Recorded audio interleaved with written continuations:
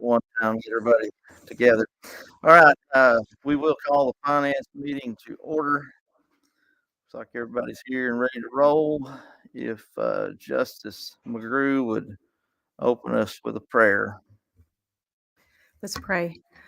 Father God, we know that you are the giver of all things, and for that we're thankful, Lord. I pray that you'll be with our meeting tonight, Father. Help us to do the things we need to do, and all that to glorify you. Thank you for everyone that could be here tonight. Give us safe travels, travel home after the meeting. All these things I ask in your name.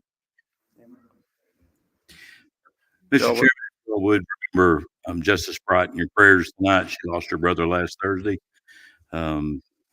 Long life friend of mine, my first job I ever had. Good guy. Just remember her in your prayers. She works the next week or so. If we would also do the Pledge of Allegiance. I pledge allegiance to the flag of the United States of America and to the republic for which it stands, one nation under God, indivisible, with liberty and justice for all.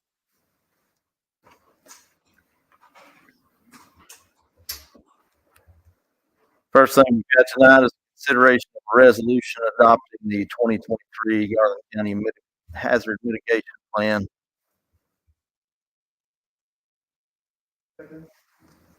Got a motion, a second on the floor. Any discussion?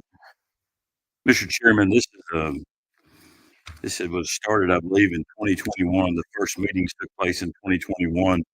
The mitigation plan has to be in place to receive FEMA funds in the event that we have a natural disaster of some kind, and also some of the grants we get, like for our safe room, things at schools for safe rooms. All of those grants depend on this mitigation plan being in place. Ours has actually been expired for about a year and 8 months. The lady that was taking care of West Central Arkansas Planning and Development let it get way behind, and then she left and went to the job, and had to hire someone new to take over. We're just waiting on the resolution to come in for the parties involved, which is Lonsdale, Mountain Pine, Fountain Lake, Garland County, Hot Springs, and the schools. Once we get those in place, then we'll turn those back into Adam, and we'll have it all in place. But it has been approved by FEMA, so we're in good shape. Any further discussion? All those in favor, say aye. Aye. Any opposed? No. Ayes have it. Motion carries. Give it a due pass.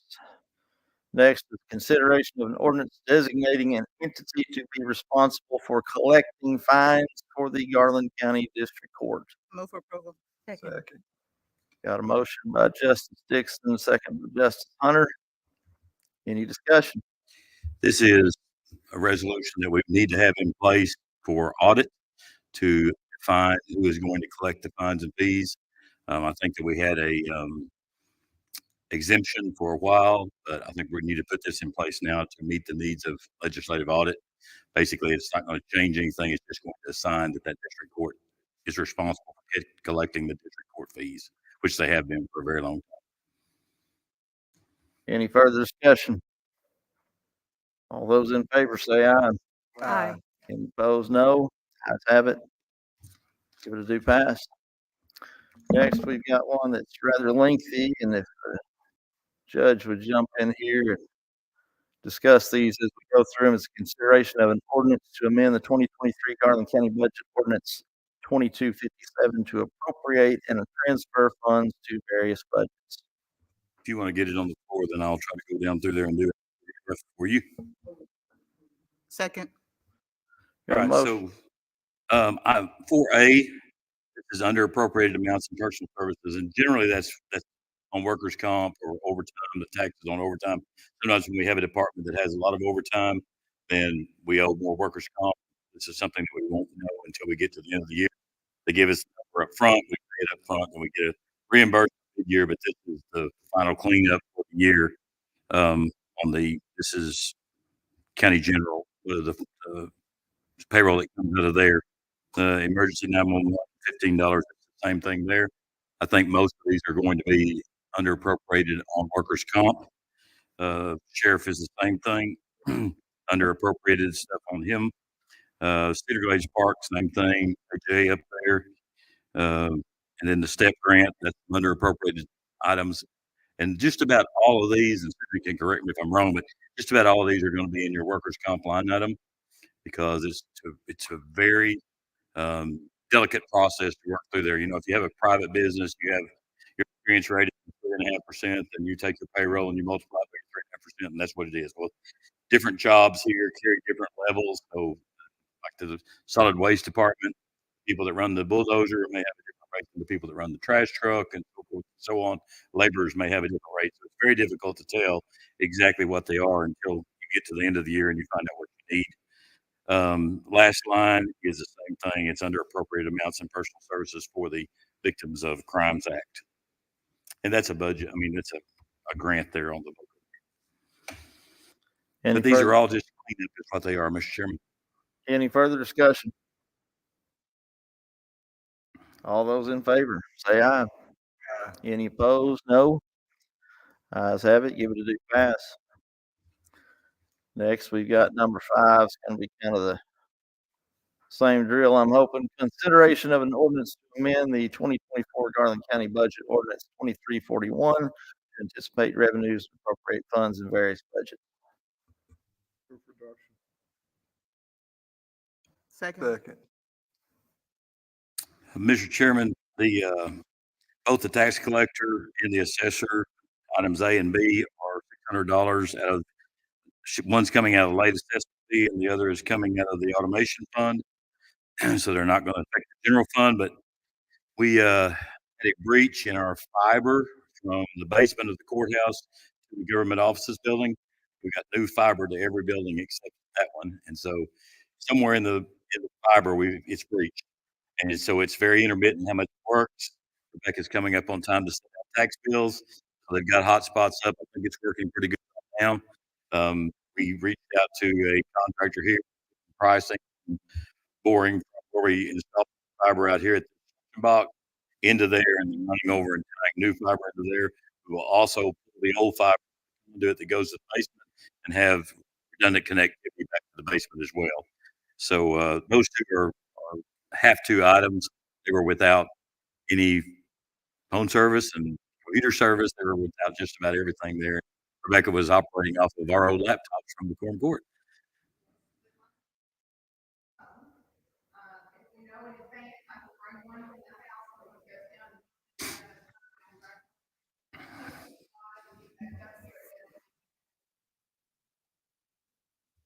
Items C and D are both funds that the sheriff had received, and they're appropriating those to the proper areas.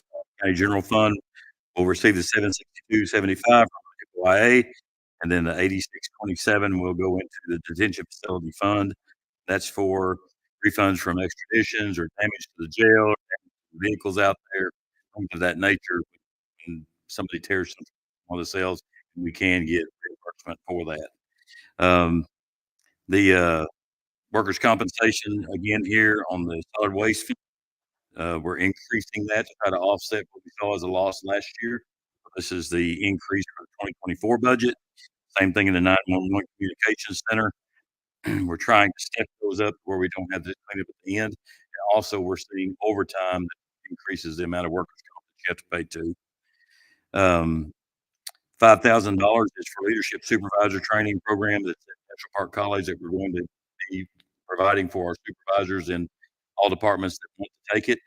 And so we're going to be able to do that here at National Park College. It has several different levels, and we can kind of design our own plan. It's what we believe the supervisors need to be the best. Hazard mitigation plan, $35,000. It's a one-time fee. When we renew the hazard mitigation plan, we pay Arkansas Planning and Development $35,000. I believe it's good for 5 years date of acceptance. So it's basically it'll be 2029 before it's renewed again. And the fund balance that we get appropriated for our projects, the 200,000, we're moving it forward in the special projects budget for like the government office building, HVAC program we were going to do, the generator, things that we already had budgeted last year. We're rolling that money forward. We're already seeing, as I said, this breach here of the fiber coming with the government office building.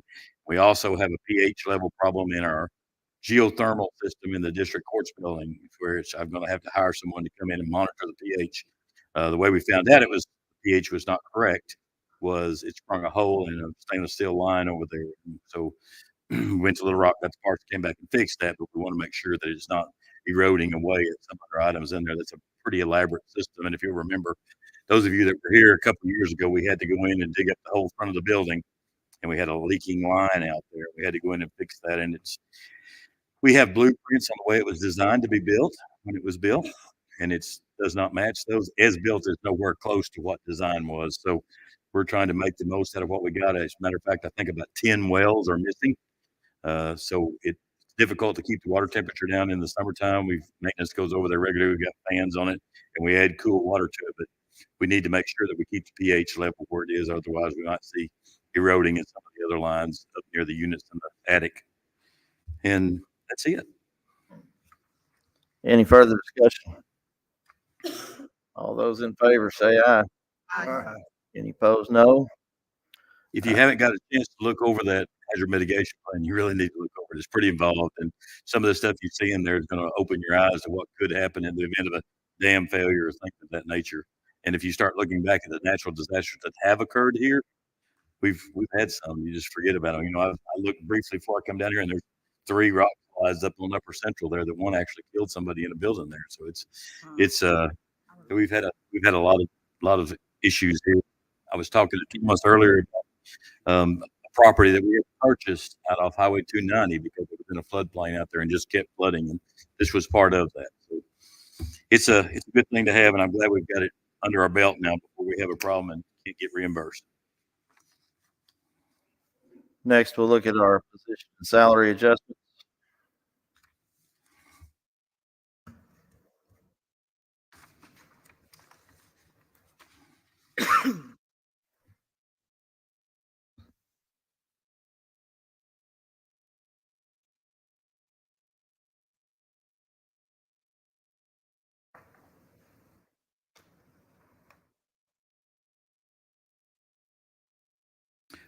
Most of these on here you'll recognize from things we've talked about before.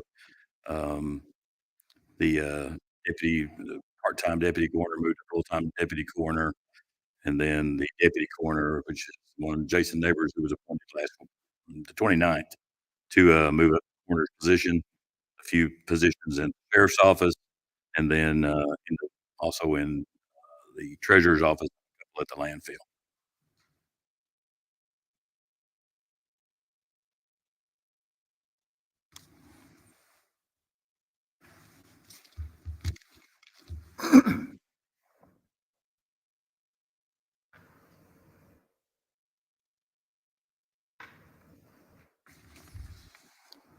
On to our 0.5% sales tax. As you can see, it still looks good. However, these numbers that you see here are November numbers, isn't that right, Susan? Yeah, the ones we see here are actually the ones that were collected in November because we run 2 months behind. We've attacked that several times to no avail. We get it to us quicker, but it is a little quicker than it used to be. It used to be 90 to 100 days out. Now it's within 60. So it looks good. I do think we'll probably see a decrease in March and January's numbers are shown to us because of the weather we had. I think that we're going to see some drops there, some decreases there. But overall, last year was a great year for us. Yeah.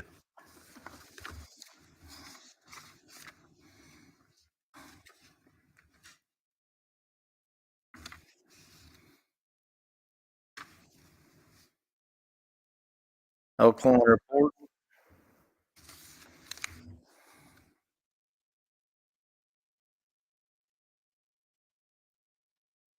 Once again, those numbers you'll see there. Next month, we're probably going to see a significant amount of overtime in the road department. Those guys work 2 weeks out there without a day off. So we're going to see some overtime from there. It hasn't shown up yet. I think we were working on payroll for that today. Solid waste. The numbers, Billy just ran the numbers for 23, and the numbers of tonnage of trash that we transported and taken in out there are huge. detention facility. We've got several trainees, and so there's a lot of people that aren't up to speed yet out there that can work by themselves. So we have to train and have those on site as well.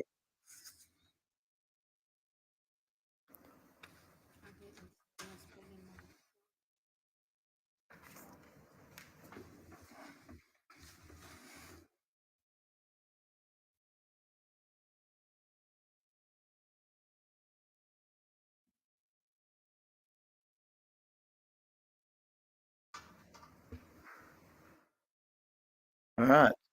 Looks like the next item on our agenda is Mr. William Fleming.